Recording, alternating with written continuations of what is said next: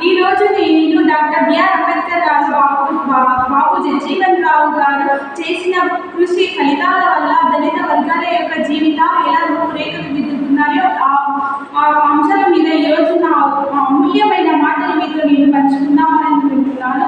ఒక దేశం గొప్ప దేశం అనడానికి ఆ దేశంలో పెద్ద పెద్ద భవనాలు ఉంటే సరిపోదు, ఆ మనుషుల మధ్య సమానత్వం ఉండాలి. ఆ సమానత్వం కోసమే పోరాడిన వీరులు ధృవతారలు డాక్టర్ బిఆర్ అంబేద్కర్ గారు, బాబు జగజీవన్ రావు గారు.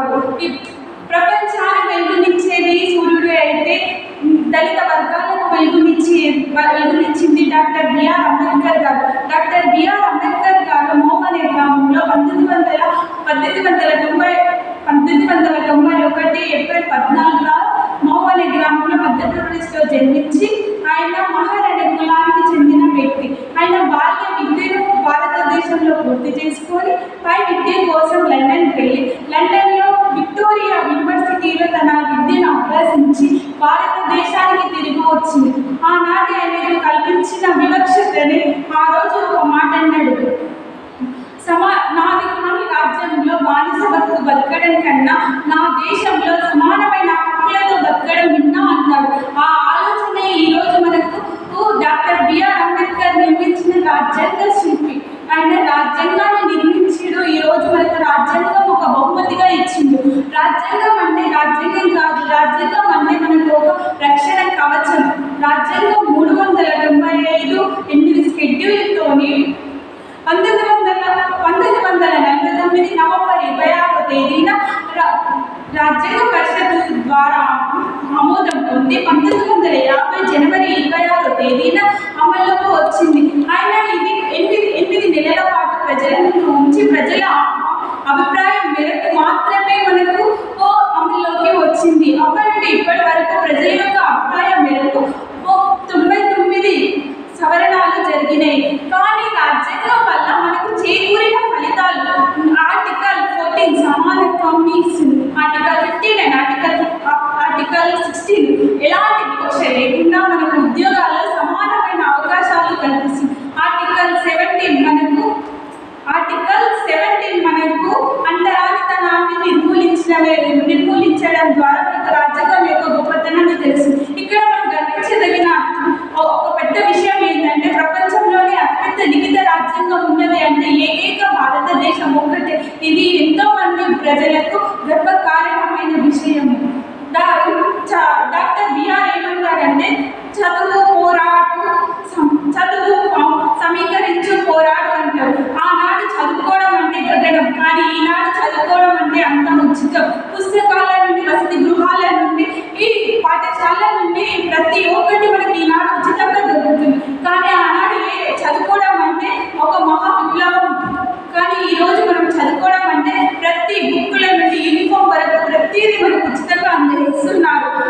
డాక్టర్ బిఆర్ అంబేద్కర్ చేసిన సేవలకు మన ప్రభుత్వం ఎంతో స్ఫూర్తి పొంది మనకు ఎన్నో ఉచితమైన పథకాలు ఇస్తుంది.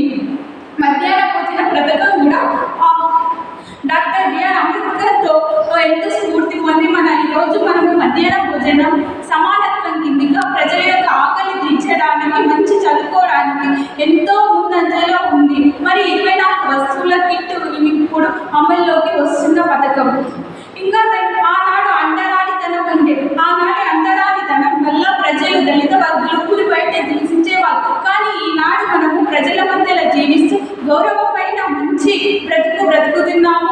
సాంప్రదాయమైన గౌరవమైన బతకడానికి కారణం డాక్టర్ బిఆర్ అంబేద్కర్. ఆ రోజు చేసిన ఆయన పోరాడిన వివక్ష నిర్మించాలని అతని యొక్క ఆలోచనే ఈరోజు మనం ఫలితాలను అనుభవిస్తున్నాము. ఓటు హక్కు, రాజకీయ అవకాశాలు. కానీ ఆనాడు రాజకీయ ఓటు హక్కు అంటే కూడా ఎవరికి తెలిసేది కాదు. కానీ ఈనాడు మనము వార్డు మెంబర్ నుండి రాష్ట్రపతి వరకు ఎదుగుతున్నామంటే ఆ రోజు చేసిన ఆయన ముందు ఆలోచనే ఈరోజు మనము ఎక్కడో ఉండగలుగుతున్నాం. మంచి అవకాశాలు రాజకీయంలో పొంది రాజకీయ వ్యక్తులుగా అగ్రస్థానానికి అవకాశాలు అందుకుంటున్నామంటే ఆయన యొక్క ముందు చూపు ఆలోచనలే. ఆనాడు కుల వృత్తులకే అంకితం అయ్యేది. కానీ ఈనాడు విద్య నుండి వైద్యం వరకు ప్రతి ఒక్క రంగంలో మనం ముందుంటున్నామంటే ఆ రోజు వాళ్ళు పోరాడిన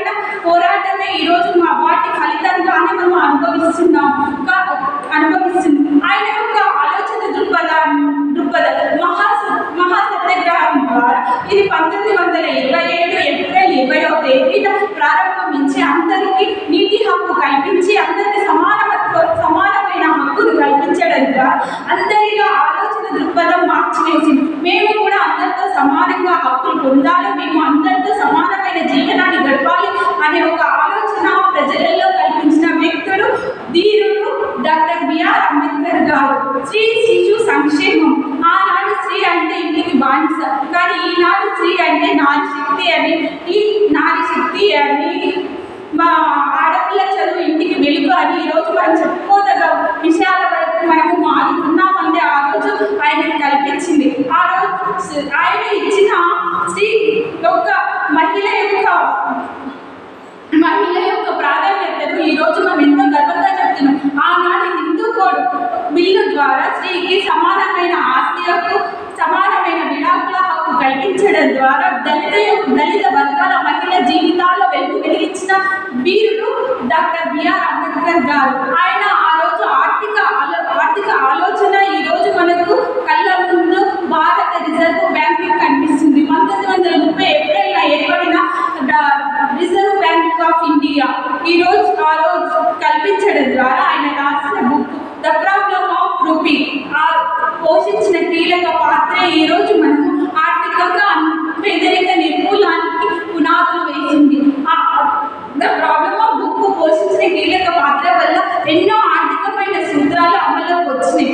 ఆనాడు చేసిన ఫలితమే ఈరోజు మనం ఎన్నో పేదరికం బతకకుండా మంచి మెరుగైన జీవనాన్ని సాగిస్తున్నాం.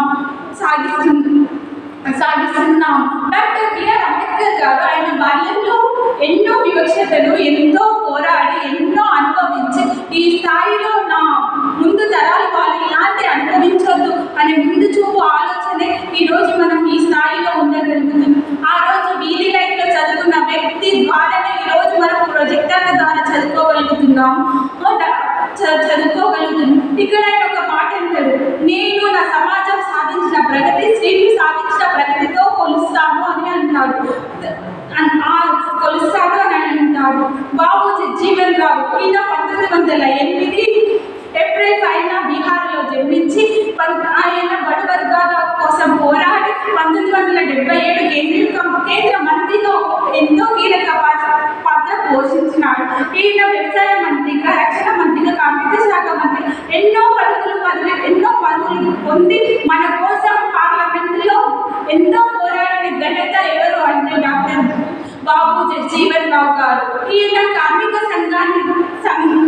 మంత్రిగా ఉన్నప్పుడు అందరికీ 8 గంటల పని వేళలు మంచి 8 గంటల పని వేళలు ప్రసూతి సెలవులు మంచి వేతనాలతో కూడిన పనులు కూలీలకు మంచి వేతనాలు 1948 కనీస వేతనాల చట్టాన్ని తీసుకొచ్చిన వ్యక్తి బాబు జగ్జీవన్ రావు గారు.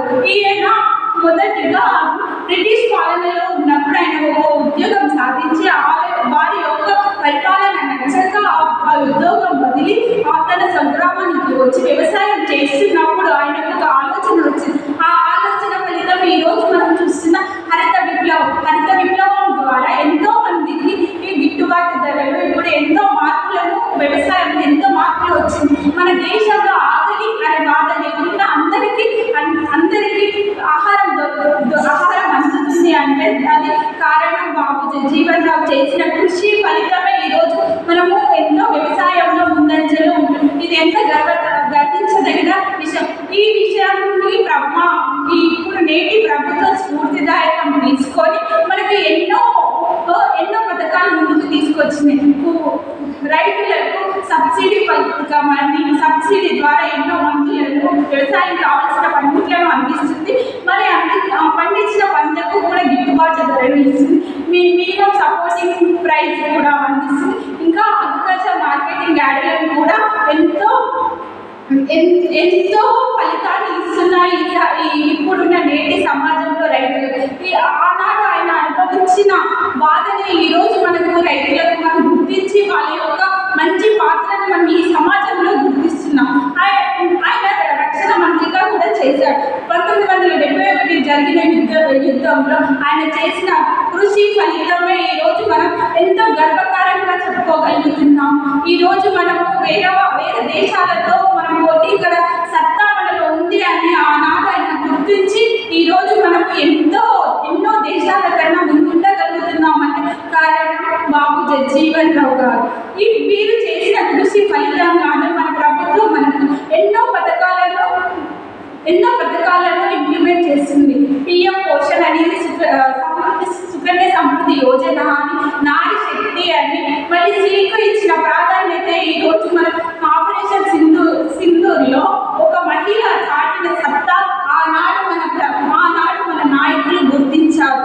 ఇక్కడ బాబు జగ్జీవన్ రావు ఒక మాట అంటాడు, స్వేచ్ఛ అనేది నిజమైన స్వేచ్ఛ అనేది ఆకలి నుండి భయం నుంచి విముక్తి పొందినప్పుడు నిజమైన స్వేచ్ఛ వస్తుంది అని అంటారు. వీళ్ళు మన సమాజానికి రెండు కళ్ళలాగా మనకు ఇచ్చిన ఈ ప్రాధాన్యతను ఆనాడు వాళ్ళు ఎప్పుడో గుర్తించకపోతుంటే మనం ఇక్కడ ఈ స్థాయిలో ఉండలేకపోతున్నాము. మనకి ఈ స్థాయిలో ఉన్నారంటే వాళ్ళ ఫలితమే, వాళ్ళ కృషి ఈరోజు మనం ఈ స్థాయిలో ఉంటుంది. ఈ సందర్భంగా నేను మా సమాజానికి నేను ఒక హృదయపూర్వక అభిమానాలను వ్యక్తపరుచుతాం అనుకుంటున్నాను. ఆనాటి సమాజంతో పోల్చుకుంటే ఈనాటి సమాజం రాజ్యాంగం యొక్క పదజాలాన్ని కట్టుబడి అభివృద్ధి వైపు, సమానత్వం వైపు, సమాన హక్కుల వైపు మనల్ని స్త్రీలను గుర్తించి పురుషులతో సహా సమానత్వాన్ని మనకు ఎంతో చేకూరనిచ్చి అభివృద్ధి వైపు, మార్పు వైపు అడుగులు వేస్తున్నాయి, బాటలు వేస్తున్నాయి. దానికి నేను ఈ సమాజానికి ధన్యవాదాలు తెలుపుకుంటున్నాను. Thank you.